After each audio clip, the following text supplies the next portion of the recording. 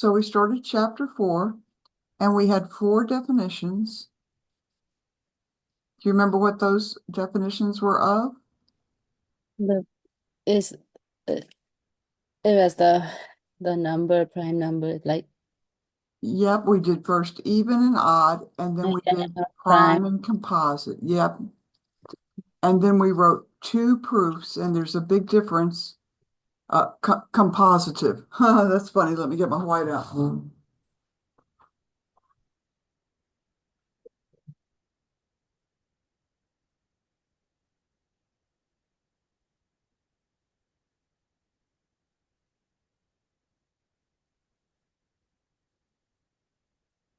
It's not compositive. I'm thinking contrapositive. Composite. And then there are 2 main kinds of proofs. It depends upon the quantifier, right? So we have 2, kinds of proofs so far. We'll learn some more.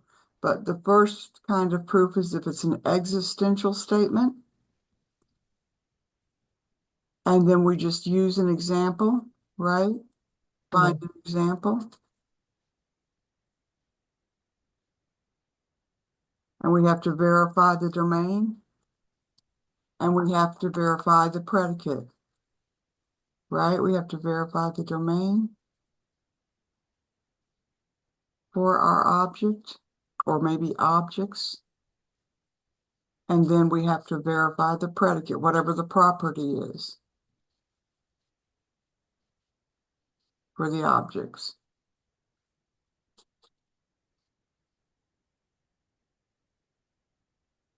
And then we have the other kind of statement would be an universal statement.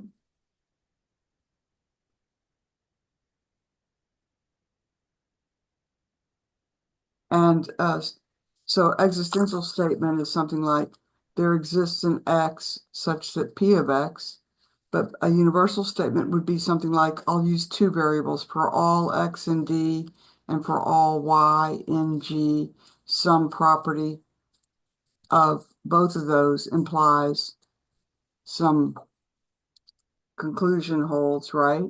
And so we're using the direct proof method. We cannot use an example because we have to prove it for all objects, say X and Y. Let's just assume there are 2 objects.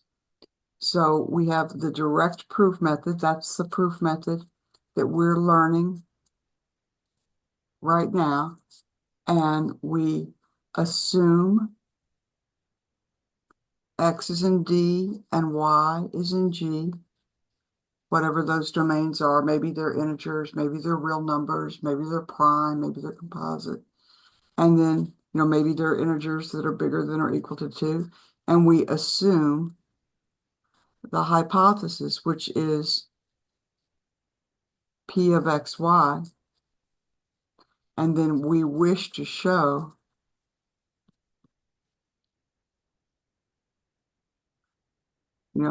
WWTS, that the conclusion Q of XY holds.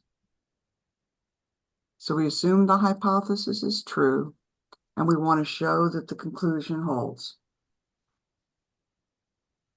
That's for the direct proof method. We're going to learn some other proof methods later, but for right now, we're just trying to learn the direct proof method. Does that all sound familiar? Yes. Great. Have you looked at the WebAssign yet? I just look at because today I just came from the work and then yeah. Right? Shall we look at that together? Yes. Okay. I'm going to share my screen in just a minute, but first I'm going to pull that up. I want to pull it up in the student view so I don't give everything away. Mhm. Duo.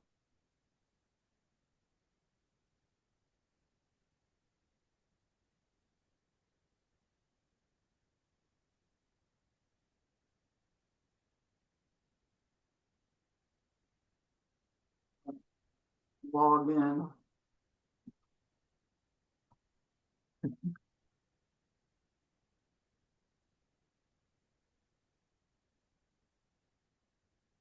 So I'm just opening this up now. Okay.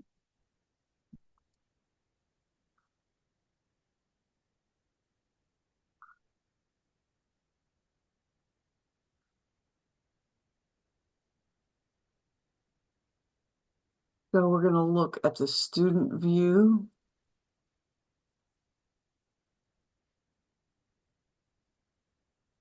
It doesn't really matter. Okay. All right, so yours might be a little different on the first problem because when you see a red, can you see this? Is it Yes. big enough? When you see a red number, that varies from student to student, okay? Okay.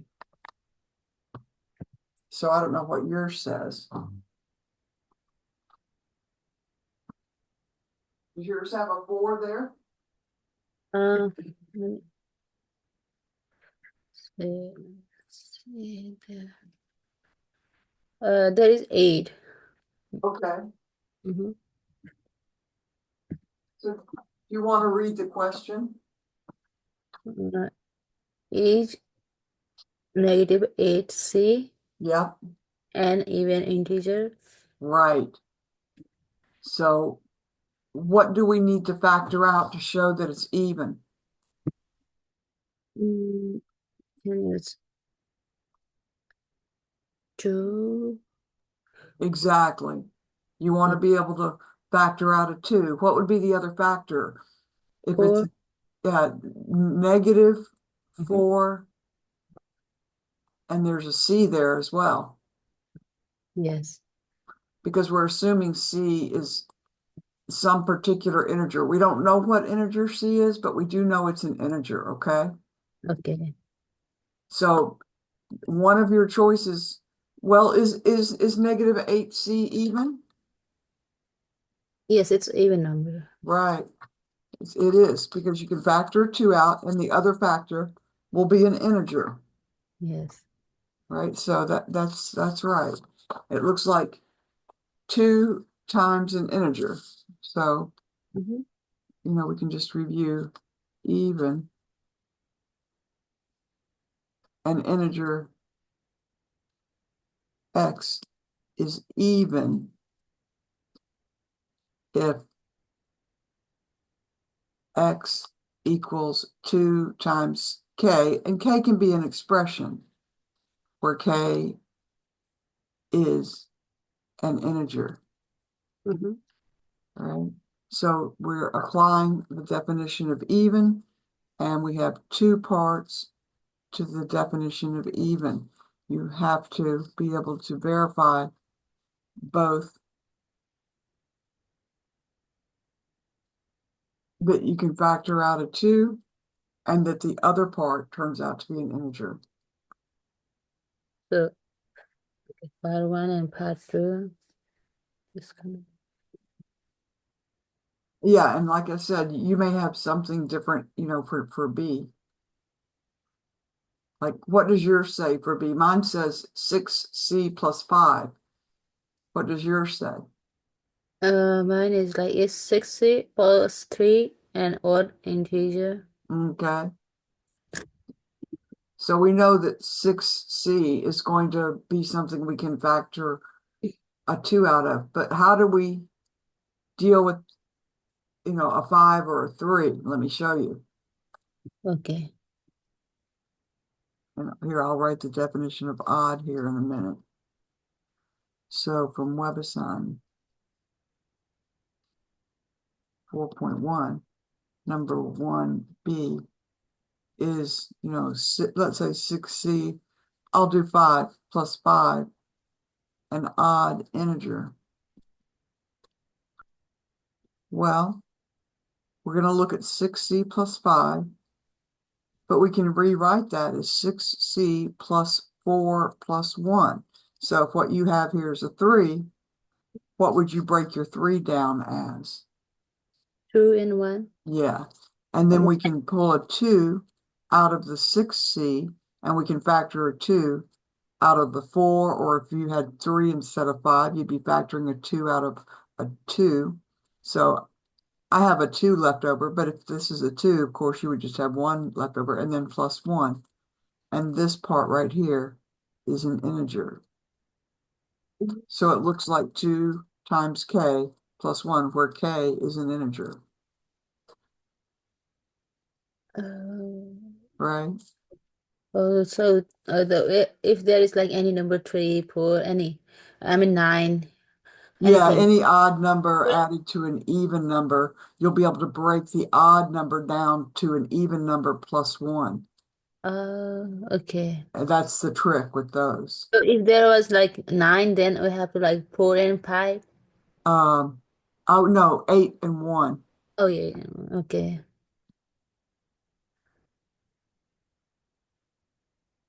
You always you want the plus 1 left over to hang out here. Plus See, five. Mm-hmm. right? Okay.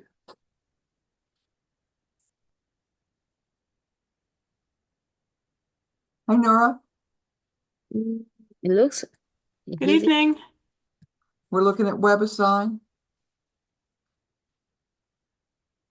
and we're just practicing some of the definitions. Right now, we're practicing even and odd because we're looking at problem number 1. Let And me. we're just learning a few tricks on how to show something as odd. We know we want a plus 1 always kind of hanging off the end. And we want the first part to always turn out to be 2 times some expression that we can claim is an integer.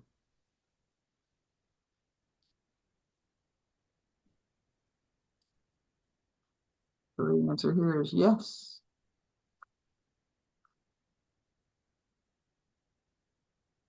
Do you have a particular question, Nora? I read section, I think it was 4.2.1 about proofs. Good. Um, it so I got from it that it was a lot of formatting and how to use what words to use. That's right, because if you're assuming something, you want to assume it and let your reader know, hey, this is what we have in our hand as hypothesis. And we don't want to accidentally assume what we wish to prove. We're using the direct proof method right now, where we just assume the hypothesis. It's a universal statement, like maybe this one. We always assume the hypothesis, and we assume we have objects that are in the correct domains, and we assume the hypothesis, and then we wish to show the conclusion follows. So yeah, and it reminds you to always start your proof with, proof or some kind of phrase that shows the reader, hey, we're starting the proof here. Do we always do these for mathematical expressions? I don't know what you mean by do these. It depends. Oh, What we do um, depends upon the quantification.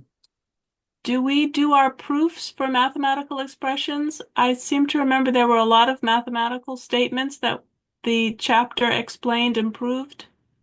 Yeah. I mean, sometimes it might be a particular number that we're trying to prove is even or odd or prime or composite, but a lot of times it'll be a mathematical expression instead of a particular number.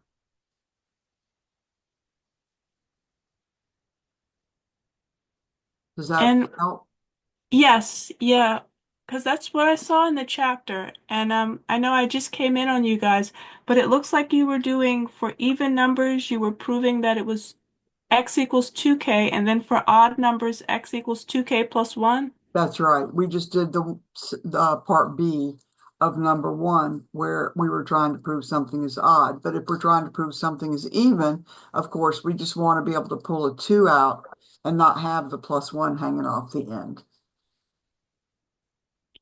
So for our proofs, we kind of go through, we generalize the rule for some particular mathematical statement, and then we prove it by going through a series of steps. That's right. So, for example, for part C, again, yours might look slightly different from mine, right? But the point is they're giving you an expression here where things are going to cancel out, right? I don't know if you have like a 2 and a 2 and a 4, but you probably have all even numbers here. But if we look, at this expression, well, not everything cancels out. So here for C, the question is C squared plus 2 minus C squared minus 2. So you probably have a C squared plus an even number minus C squared minus that same even number minus 4, an even integer.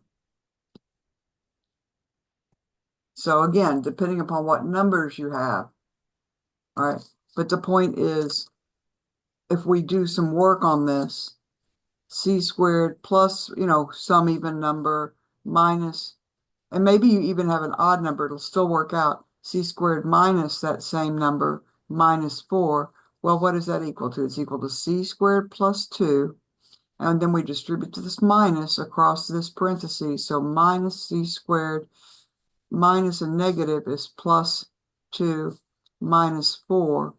And then the C squared will cancel with the negative C squared. And then we have a 2 plus a 2, which is 4. And then we still have minus 4. That's 0. And sure enough, 0 is 2 times an integer, namely 0. And that's even.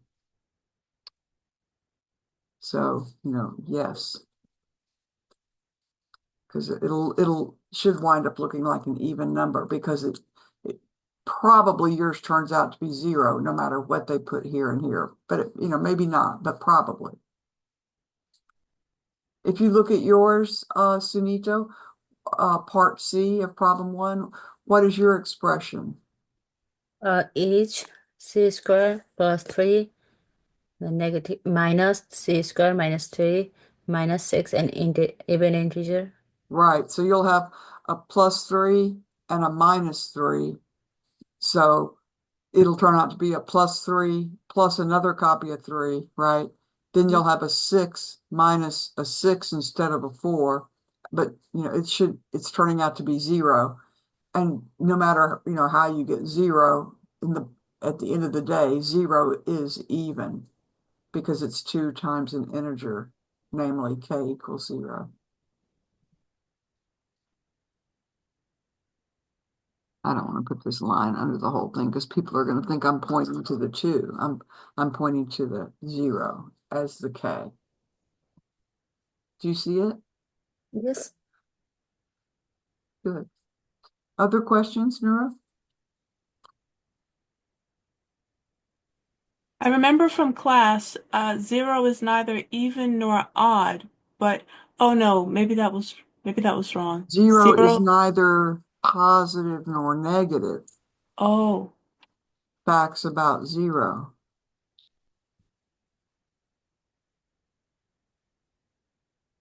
It's neither positive nor negative, but it is even always, because you can always write 0 as 2 times the integer k equals 0. Does that help? that does. Mm-hmm. And will we have to do a proof of some statement? Oh, definitely. Okay. I I really wanted to get the proof portfolio stuff up, and I'm still grading. I had 3 sets of tests to grade this weekend, and I'm still finishing up grading your tests actually. Mm. So Do you have a quiz tomorrow? oh, if we did, it would be a good quiz to ask you the definitions of even, odd, prime, or composite, right? Just definitions at this point would be good. So if I was going to give a quiz, that would be the kind of quiz I would be giving at this stage of the game, not a proof quiz. Maybe a simple calculation, like, showing 0 is even would be fair, right? But I don't want to get too deep in the weeds until I know that everybody has the definitions down. That's a good question. Other questions? In the chapter that I read, I remember it, I think it gave us proofs for all four. You mentioned even, odd, prime, and composite. Uh-huh. So, I'm so sorry. in the ebook, when you were looking, what are you thinking about there? Honestly, I thought to myself, it's challenging for me to analyze mathematical statements the way that it seems to want us to. So that was a lot intimidating. Okay. Well, we always have the tool of writing something in formal language. Oh, I don't need these here.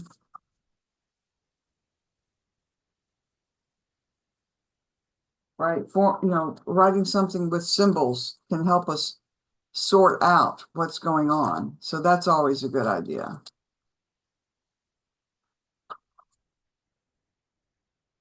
Um, is there a particular statement, or I'm looking at the book now in section 4.2. Was there a particular example that you found, challenging that we could look at together? Composite numbers seemed a Okay, little. right.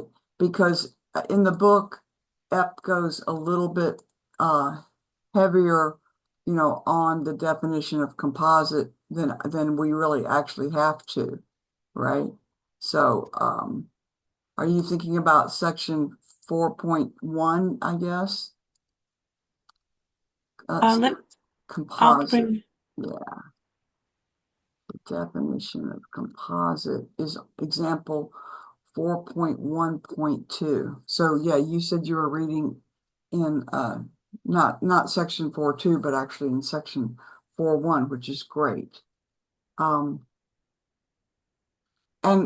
here, I'll share my screen.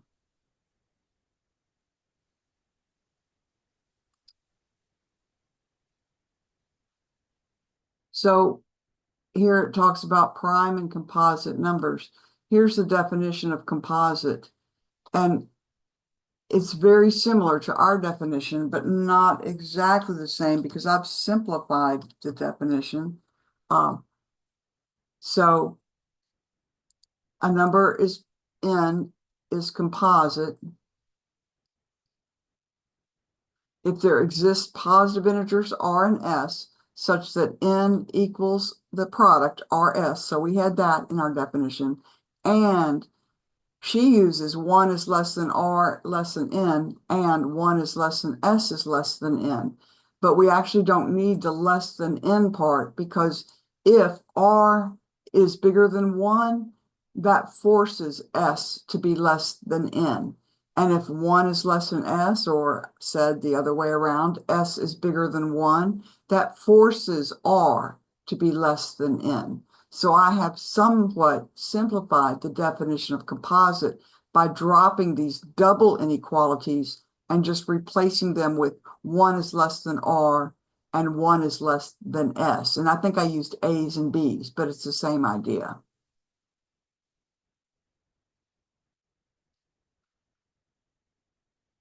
So here, it's just an example to write the first few primes and the first few composites,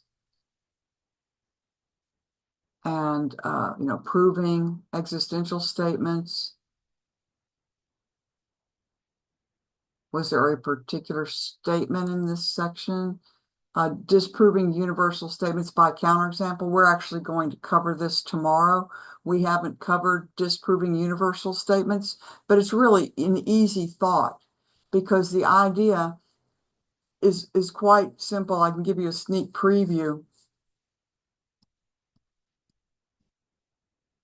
of what it looks like for disproving. So here's the fact. To disprove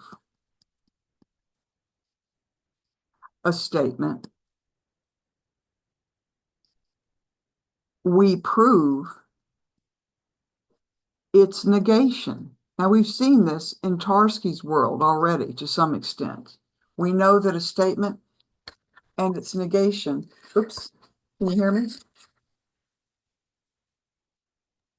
I can hear you, but you're out of focus. Okay, I'm going to try to fix that.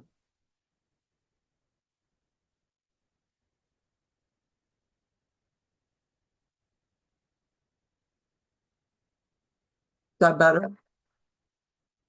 Yeah, that's really good. All right. So to disprove a statement, we prove its negation. I mean, because if a statement is false, it means its negation is true. So our argument is actually going to be, hey, the statement I'm looking at is false because its negation is true, and we proceed to prove what's true. That is a disproof. So for disproofs, there's two situations. To disprove a universal statement, I'll just use one variable, but it might be two, but I'll just use one variable. So for all x in D, if P of x, then Q of x. And that's a universal statement. We prove its existential negation. This is called giving a counter example because we're going to prove the existential negation by example. So we're going to prove that there exists an x in D such that P of x happened and the conclusion Q of x failed. This is called giving a counter example because we're countering the claim that the original universal statement is true by giving an example to show that its existential negation is true. Let me say that again. We're countering, in other words, we're going to disprove the claim that a universal statement is true. How do we disprove that claim? By proving that the existentially quantified negation is true, and we prove an existential statement by example. That's why disproving a universal statement is called giving a counterexample.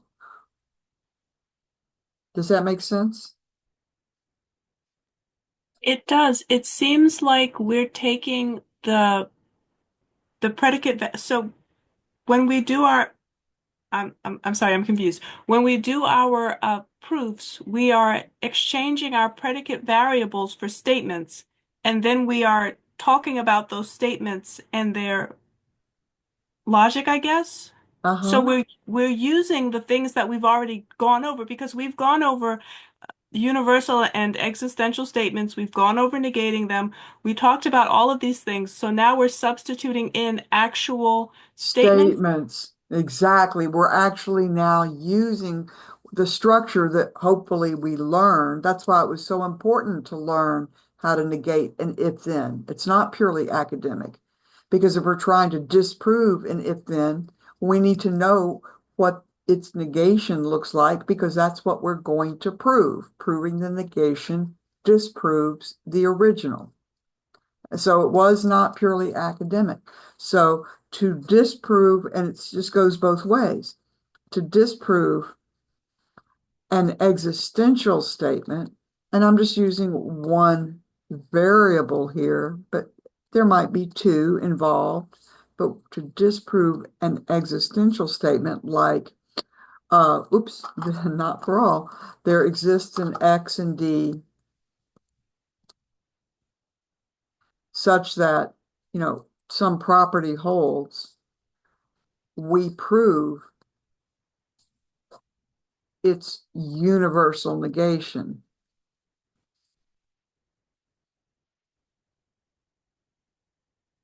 right?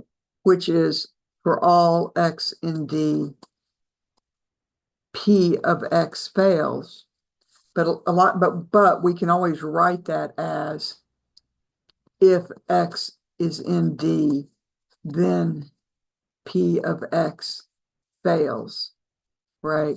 Or X in D implies that not P of X is true.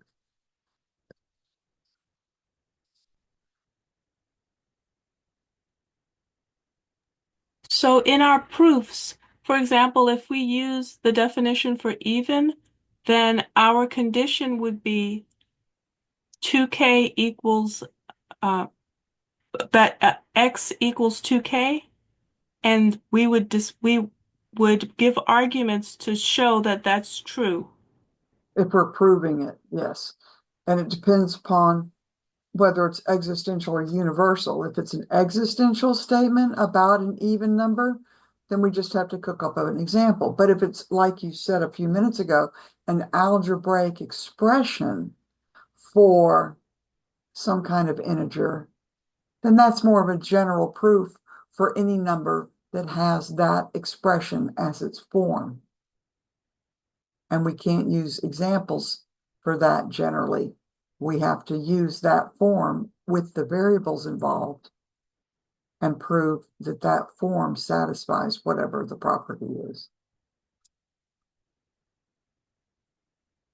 So, I mean, it's easiest if we, look at some specific examples of some statements, that we can practice on. So here, let's go together to the end of section.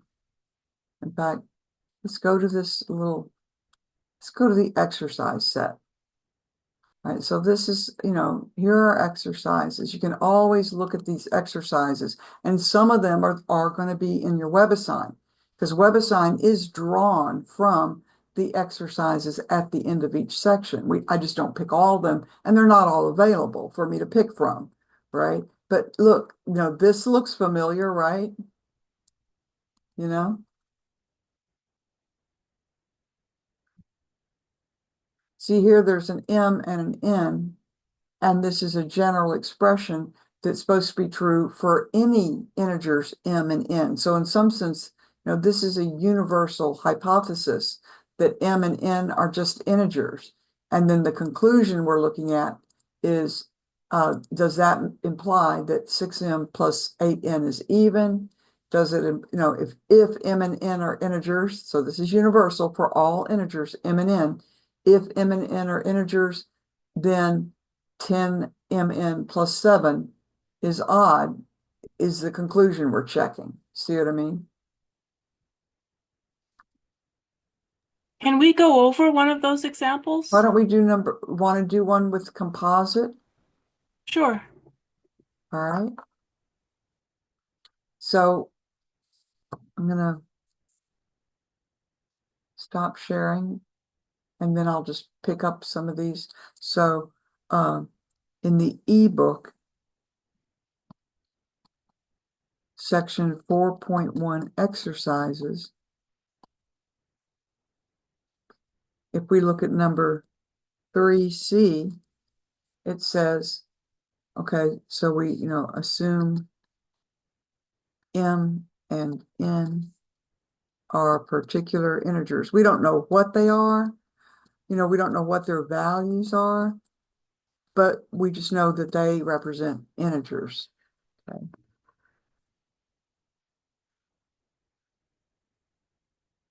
Then C says if M is greater than N and N is greater than 0. So that's a double inequality. That's telling us two things. It's telling us that, M is greater than N and N is known to be greater than 0. So we know both M and N are greater than 0, but M is also bigger than N. Then M squared minus N squared is composite, is a statement that we're trying to either prove or disprove, right? Well, let's just see if we were going to try to prove it. So we would assume M and N are in Z, and M is greater than N is greater than 0. What we're trying to do, this is just scrap at this point, but we wish to show M squared minus N squared is composite. Is that always going to work out? Well, let's just do some, let's look at M squared minus N squared. So this is still scrap, okay? I'm just trying to figure out if it's true. All right, M squared minus N squared, look, I'm seeing if I can prove it. That can factor as M plus N times M minus N. And that looks like it might be composite. This looks like it might be, what Ep in the book calls R, but what in the notes I call A. This might be the B. She calls it S. That part looks good, but we need to make sure that 1 is less than R and is 1 less than S. Well, for sure, 1 is going to be less than R because we know that both M and N are at least as big as 1. So when we add them up, this is at least 2. But this is I can see this might turn out to be a problem because M minus N, well, how do I know that the difference between M and N is bigger than 1? Like, right? Like, I know I can prove 1 is less than R because we're adding two integers that are positive together to build R. But here, I'm not so sure. So that's starting to make me realize, still this is scrap, that this proving, the whole definition of composite, that this is going to be a hanging point here. Because what if M is 2 and N is 1, right? Because the difference between 2 and 1, in other words, M minus N would be 2 minus 1, and that's 1. But, 1 is not less than 1 if this became my S. You see what I'm saying? So that leads me to believe that maybe we should try to disprove it. Can I ask a question? Yeah. Um, for M plus N, there wasn't a problem, but you chose 1, and if both M and N are 1, then you'll have 2. Well, But I if know you that M and N are both at least 1. In fact, M has to be bigger than N. So thank you for correcting me. Yes, they have to be at least 1, but in fact, M has to be better than that. It has to be at least 2, doesn't it? ah Because it has to be bigger than N. That makes it greater than or equal to 1, right? But the point is, no, you made a good point. M is actually supposed to be bigger than N. So I couldn't pick 1 for M. If I pick 1 for N, I would actually have to pick 2 for M. So you're right there. I know that this is going to be at least 2, but it's actually going to be at least 3 at the oh smallest. So that's a really good point that you've made. It's a very good point. But if we do let M equal 2 and N equal 1, then let's look at M squared minus N squared, and let's see what that turns out to be.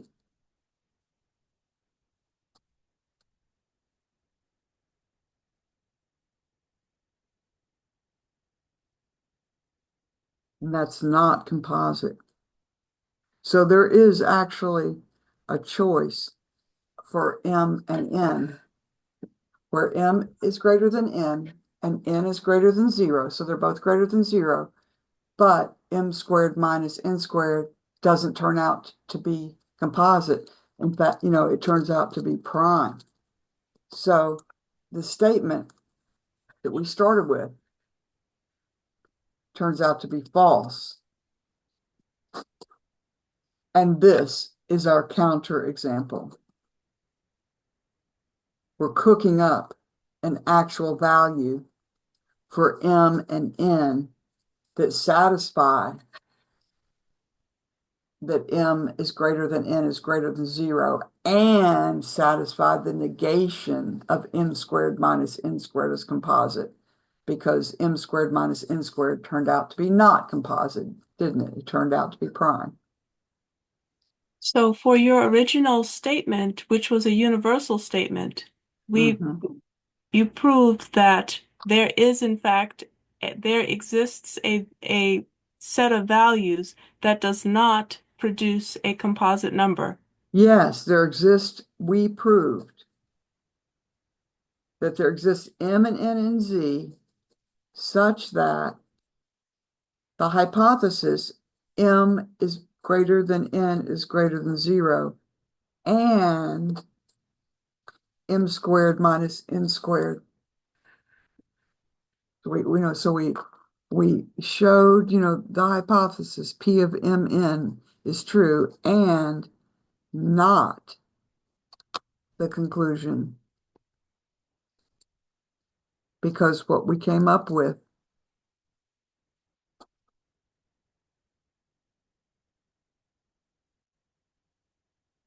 I don't like the way that looks.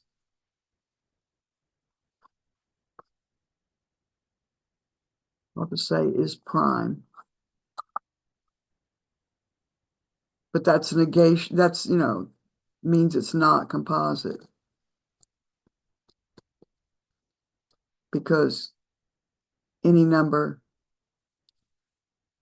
that's prime is not composite.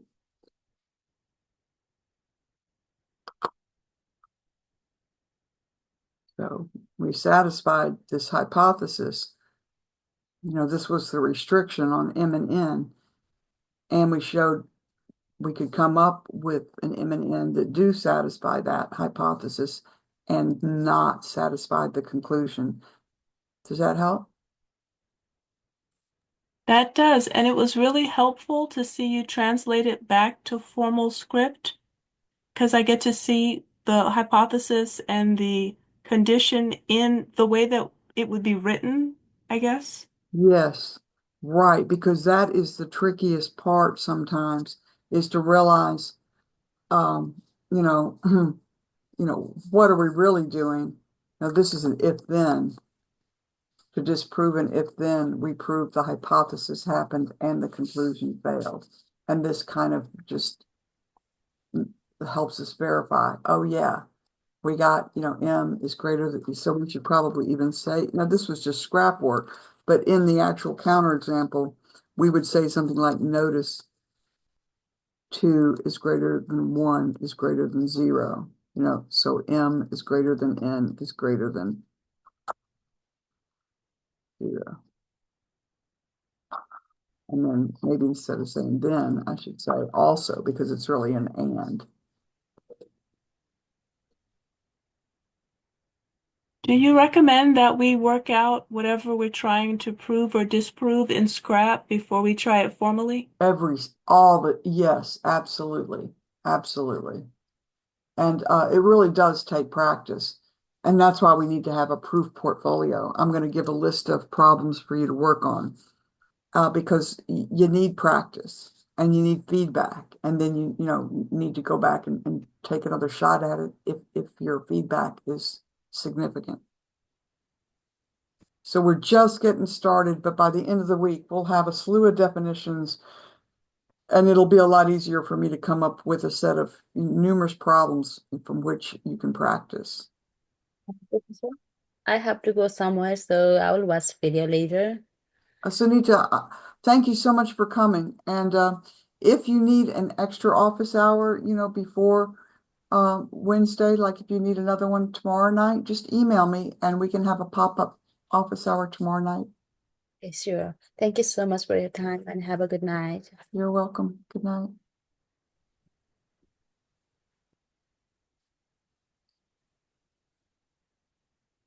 Do you have any other things? Shall we look at another one? Yes, can we look at there was one for even and odd, or rather because you talked about that already. Can we look at one for prime? Sure. Do you have one in particular? Um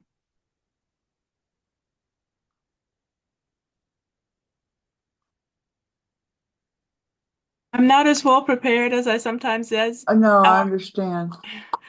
But I saw there was no WebAssign, and then I got the notice that we had one, so I don't really have something ready. right. Let's take a look at, there are a couple here. I'm just looking at the exercise set. You were talking about the proofs portfolio, so is that something that we work on for the rest of the semester and kind Yeah, of build up? yeah, yeah. So that I can read your work and give you some pointers. And you won't turn it all in at the end. You're going to start turning in drafts, hopefully, by next, by the end of the week or, the end of the weekend so that over spring break I can read them. Okay. Um, so here's one. This is again section 4.1 in the ebook exercises. Can you see that? Because I'm looking at the book. It's hard for me to see if you can see. Okay, yeah, the camera looks okay. Okay. Yes, I can see it. All right. So here's number 15. The directions say disprove each of the statements, numbers 14, 15, and 16 by giving a counterexample. So this one says, actually, you wanted prime. So number 16, I don't know if this is going to help. It says, for every integer n, so it's going to be another counterexample. This is kind of jumping the gun because we're going to go over this stuff tomorrow, or Tuesday for you. If n is even, then n squared plus 1 is prime. Okay. So we're supposed to disprove this. Let's just parse it out. It's an if then, of course, because it's a forever. So this is P of n, that n is even. And the statement that n squared plus 1 is prime is our Q of n. And it's a for all n and z. So I'm just kind of writing it formally. But we're being asked to disprove this, right? So let's write the negation. You tell me what to write for the negation.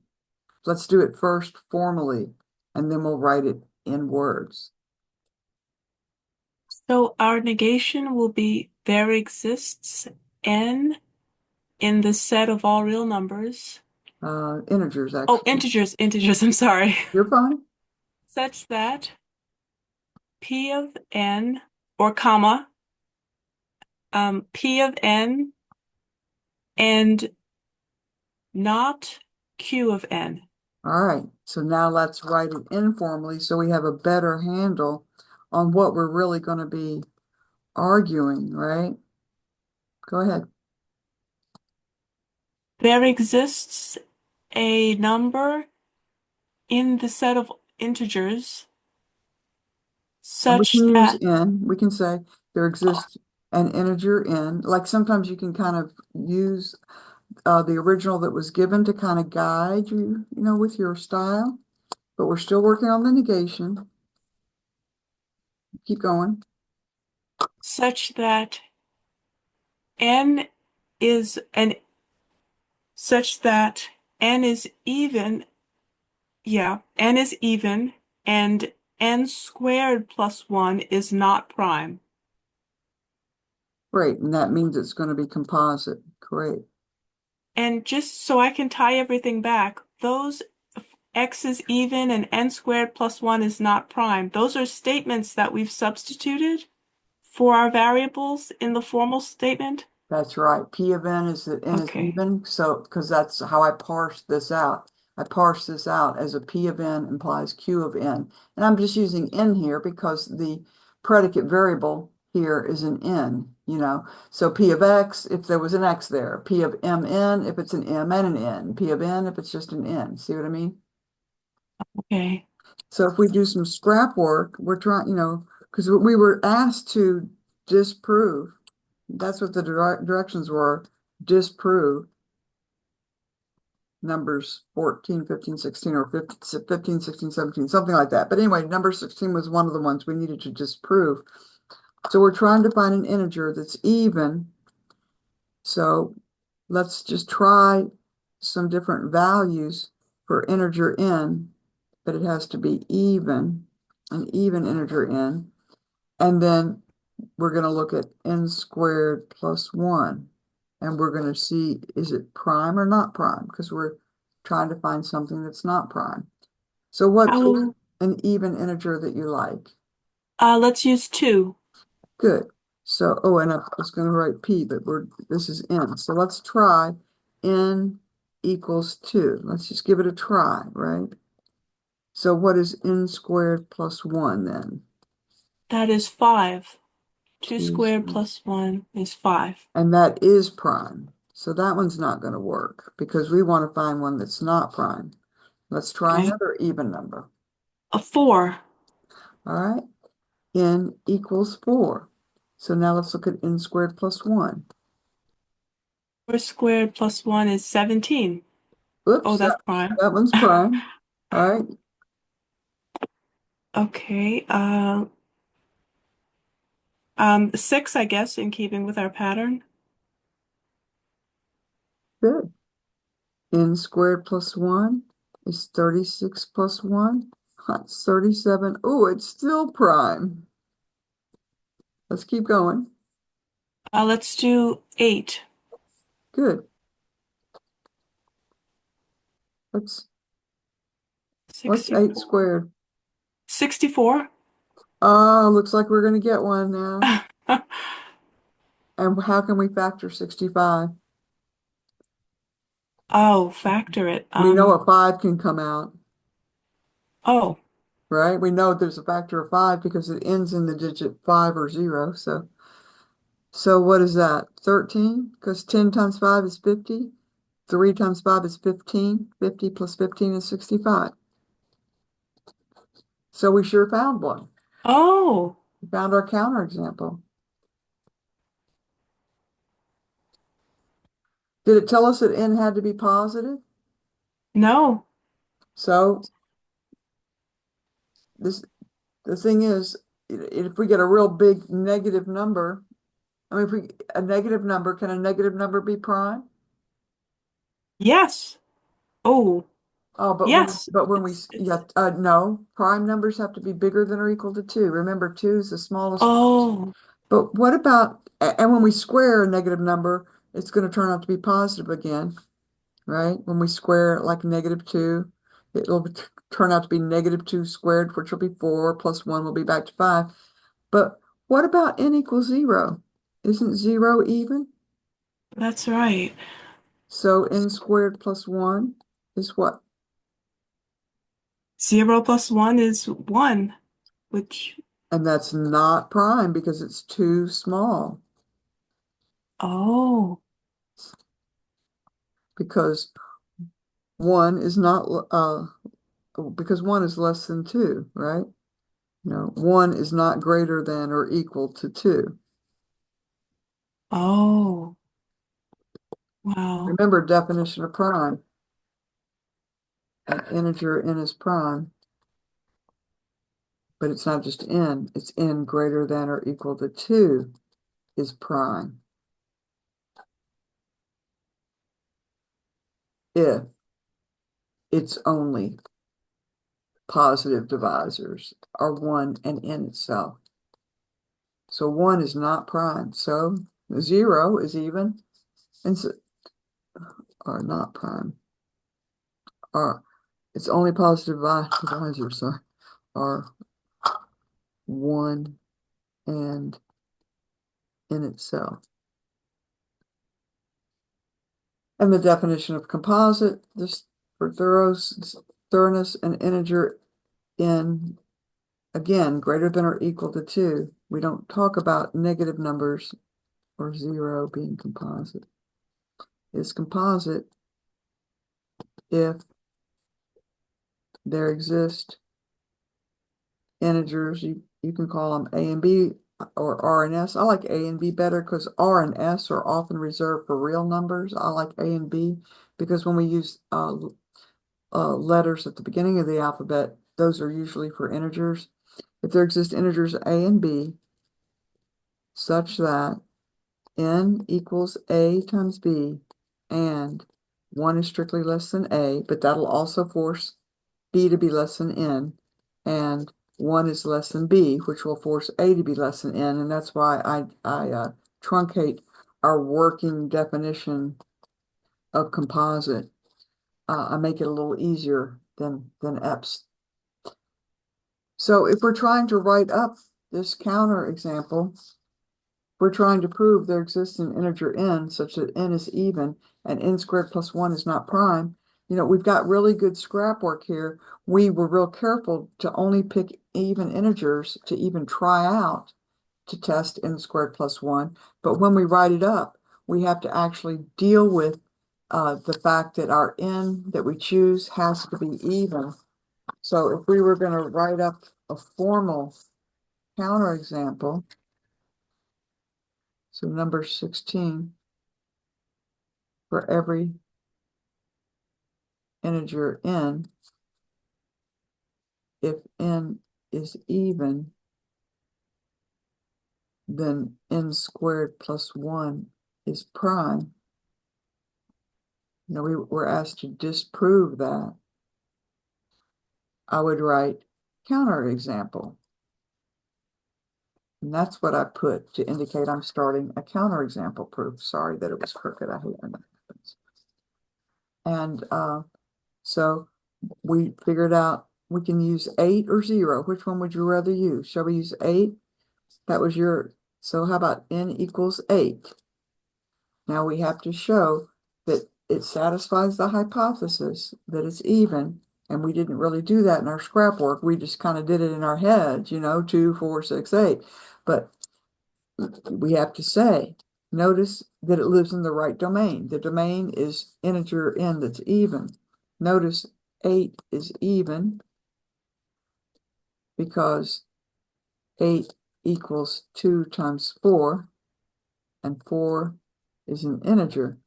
And then finally, we do the hard part. Also, n squared plus 1 is 8 squared plus 1 is 65 equals 5 times 13. And 1 is less than 5 and 1 is less than 13. So we're really dealing with the whole definition of composite. So n squared plus 1 is composite, which means it is not prime.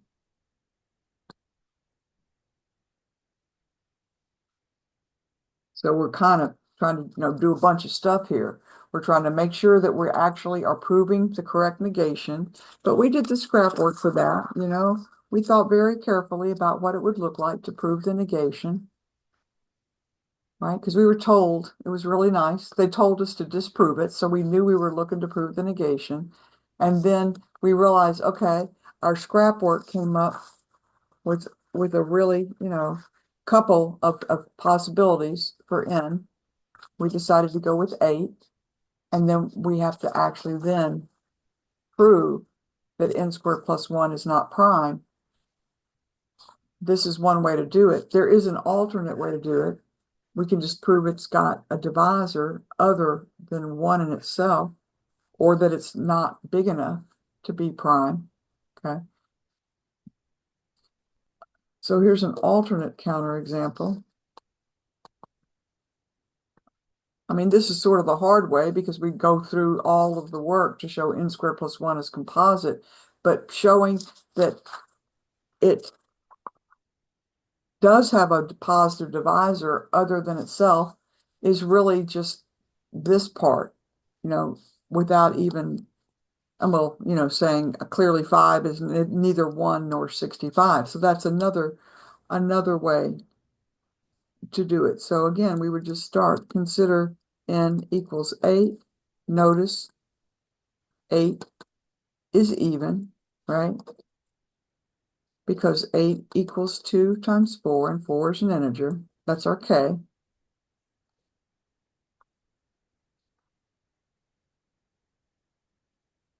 And then observe n squared plus 1 is 8 squared plus 1 equals 65 equals 5 times 13.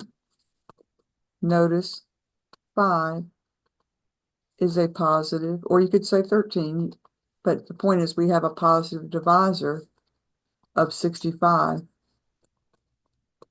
that is neither 1 nor 65. So that's another way to do it. You Well, included, when you stated that it was neither 1 nor 65, that was you mentioning that it's not prime because it would have to be only 1 or 65. exactly. So Oh, that's a different approach, but it does the job. Any way you slice it, we have to be able to factor 65. Whether we go whole hog and say, hey, that makes n squared plus 1 composite, which definitely means it's not prime. That's a little bit more work. But here we still, even if we pick just proving it that it's got a divisor other than 1 and 65, you still have to say some stuff. Yeah. okay. So either I, one of those works. I plan to print this out and have it with me when I do my work. Okay. And I need to get some good practice problems up for you all to work on for special homework. So I've got a lot to do too. Thank you, Professor. This was really great. You are such a welcome student in my office hours. You really do make office hours worthwhile. Thanks for being here. Thank you, Professor. I'll see you Tuesday. All right. Bye-bye. Take care. You too.